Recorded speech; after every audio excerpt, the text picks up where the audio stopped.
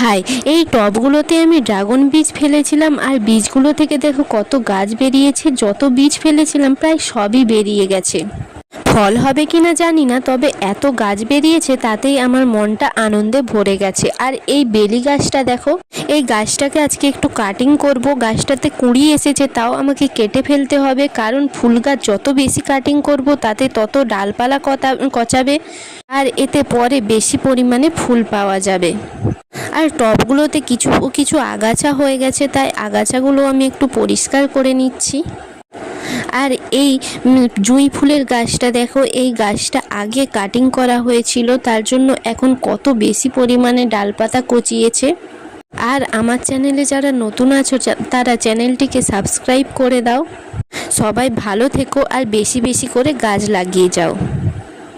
high, এই টবগুলোতে আমি dragon বীজ ফেলেছিলাম আর বীজগুলো থেকে